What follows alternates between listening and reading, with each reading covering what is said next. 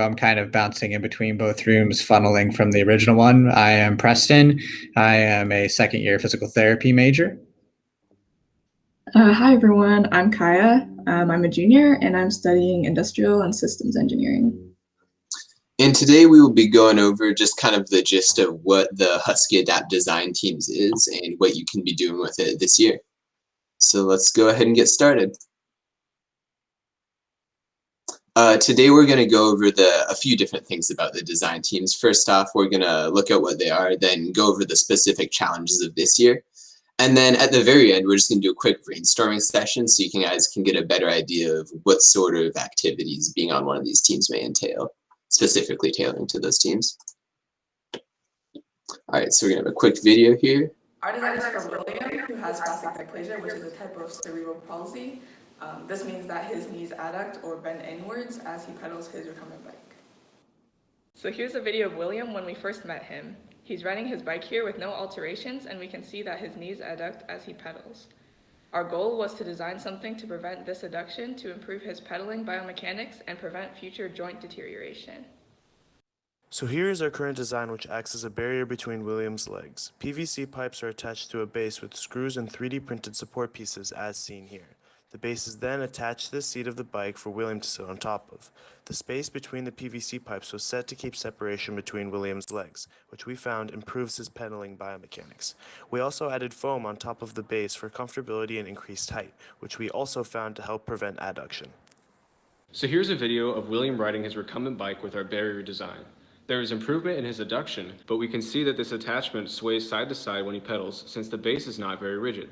We are hoping to fix this by designing attachment points on the bike frame. There are also concerns of chafing and soreness at the contact points. We're hoping to prevent this by adding plastic guards to the inside of his thighs, which will distribute the load and prevent direct contact with his legs. Our next steps would be to optimize the dimensions for this build so that it is not only well fitted for William, but so it can be made open source for other people. This would be achieved by gathering sizing information for other potential users and creating a way to adjust our model to accommodate a variety of bike measurements and adduction intensities. While this design serves its purpose well, there still may be other more effective solutions out there. Continuing the investigation into the biomechanics involved and how they can be practically addressed, as well as how to produce more accessible solutions, are still essential items that need to be addressed in the future. Our design is for William.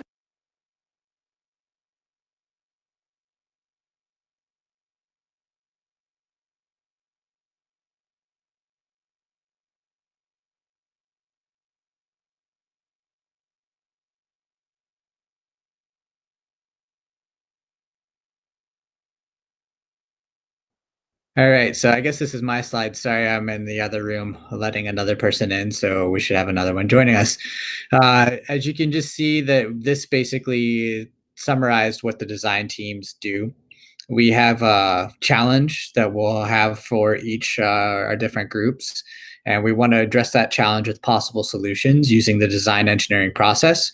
So basically that means you come together as a group, address the problem, come up with possible solutions, and then go through that sort of prototyping phase.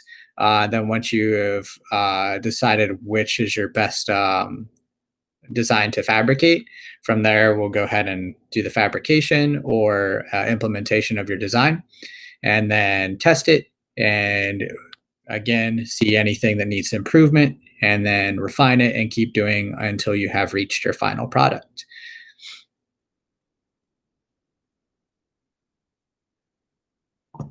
So this is a bit more detail into what the timeline will look like for the year. Our design team application is currently open. We'll talk more about the different projects in a second, but next week those will close, and you'll learn which team you're on, and at that point you'll begin to research more about the topic, create a needs statement, making sure you fully understand the needs of the people that you're helping, and you'll also have your first mentor meeting. Then winter quarter, you'll go more into the ideation process. So that's kind of thinking of different prototypes for your design. And then spring quarter, we're going to go over some testing and iterating on that design. And then at the end of the year, everyone will present their design.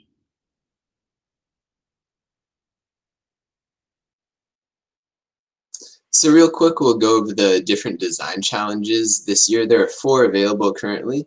The Toys for Children with ASD may turn into multiple projects depending on the amount of interest there is. So yeah, let's just hop right into that.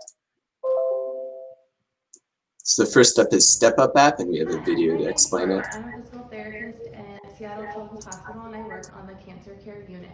Our patients are usually here for weeks to months at a time, and it's really important that they stay active during that time so they don't get more deconditioned or weak while they're in the hospital. One of the ways we motivate our patients at this time is through a program called Step Up, where they walk laps in the hallway, and after they walk a mile, they earn a foot. So right now this is what we do, and then a lot of patients will put the feet up on their door, and when they get to 26 miles, a marathon, they can get their picture on a wall. We have learned recently that some of our patients are not as motivated by these paper feet, and so we would like something that's more interactive for our patients. We do have a Get Well network here that is on all the TVs on the unit that patients could potentially log into something and see how other patients are doing or what they're working towards their progress.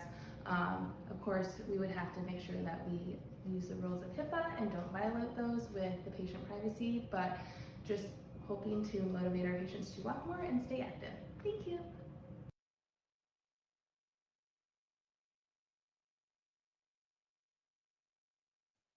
All right, so just to reiterate a little bit, that was Laura, who's a physical therapist at Seattle Children's. And if you work on this project, you'll be working with her. So just to provide a little more info, this is actually a returning project from last year. And the challenge is to develop a mobile or tablet-friendly app that better motivates patients in the inpatient cancer care unit to stay active. So our teams last year worked on some of the UI for this app. You can see some examples in those pictures. So if you're interested in working more on UI design, or if you want to work in iOS app development, this would be a great project for you.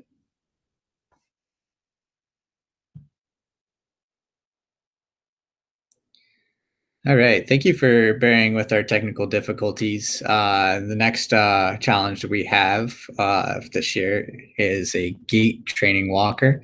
It's also a continuation from last year, but we're going to be starting over from scratch. Basically here, the challenge you see is designing a walking aid with the tray to promote proper gait for young kids. I think I'm actually got somebody in the other room. Hold on one second. Oh, that's just an alert. Sorry about that. So basically, there are 2 solutions that exist right now. One is a Gait trainer, and one is a commercially purchased walker. The benefits of a Gait trainer is you get all the functionality that you need. But the problem is with that, it's high cost. You have to have insurance for it. So if you don't have the insurance paperwork done properly with the supporting vendors and all of that, it just becomes a very challenging acquisition for the child in need. Whereas with a commercially purchased walker, the biggest problem with that is even though they're cheap and they have like a platform for toys, is that they don't actually promote proper gait. So finding something that's like in between the balance of something that's expensive and functional with something that's cheap that can be modified to meet those needs is kind of what we're looking for with this project. And we already have some materials. So with this one, we're kind of looking for people who want to learn how to fabricate and be creative and modifying existing walkers, if you will. And I think it'll be a really great time.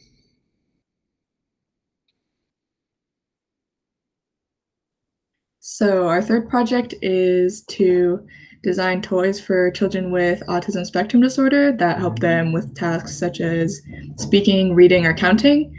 Kind of the inspiration behind this project is that a lot of tools for kids with autism spectrum disorder tend to be apps for like a phone or a tablet rather than a physical toy. So for this project, we are looking for teams to kind of think of and research different ideas for how we could design a physical toy.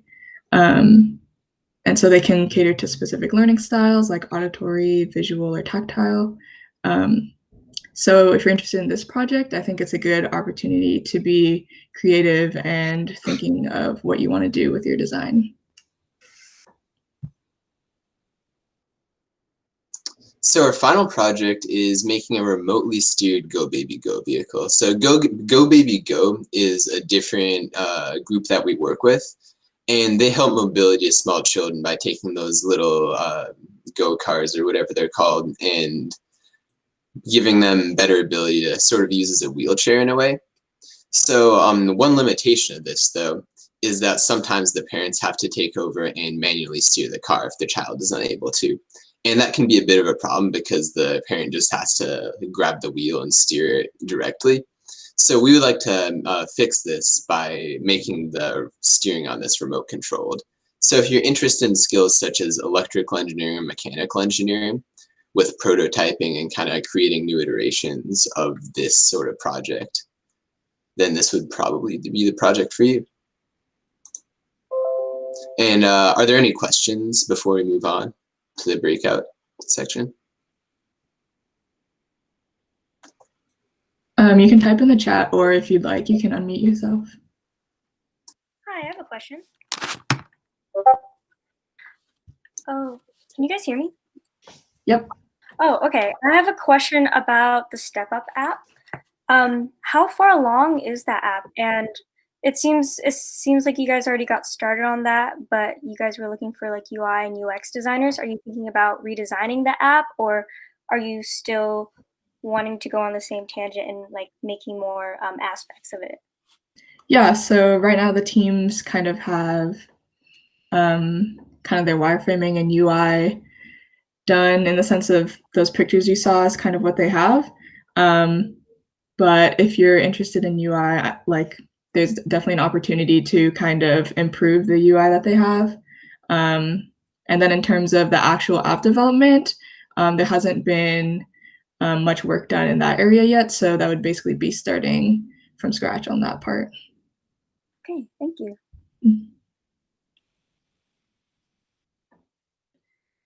Hey there, I got a question as well. Sure.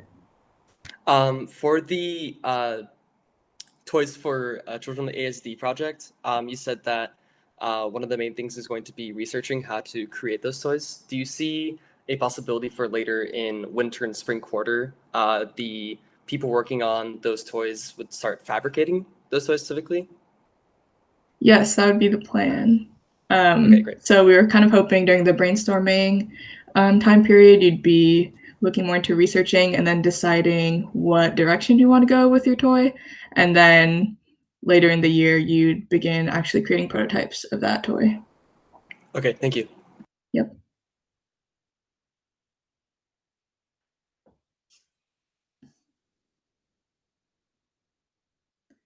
Any other questions?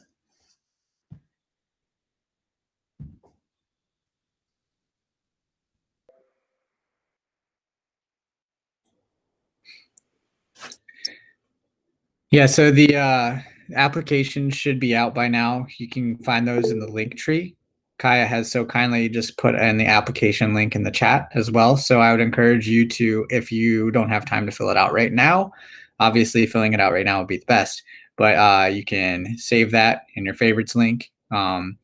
They are due next week. And then basically going through that process, you kind of put the order of the projects that you'd like to do, and then we'll get back to you. We want to thank you all, especially for dealing with the little bit of technological issues that we had in order to get into a room that we could record. So thank you for your flexibility. That is really pretty much paramount in a design team to begin with, is you always have to be flexible because things don't always work according to plan.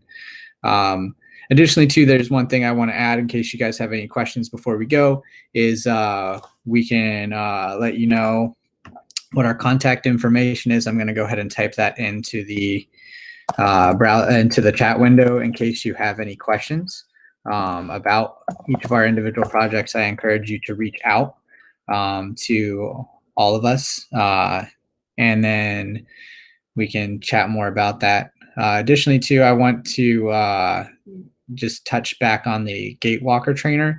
I may have made that sound like we're kind of pigeonholed into already just adapting a current gait walker, but that doesn't necessarily have to be what we use. We could even fabricate one from the ground up from our own materials. So I don't want that to be a limitation on your choice of choosing that project if you don't want to just adapt something.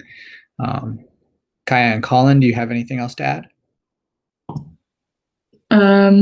I guess just if anyone has any other questions, I can turn off the recording now. So you can feel free to unmute or share in the chat too. We'll be here for a few more minutes just to take any last questions.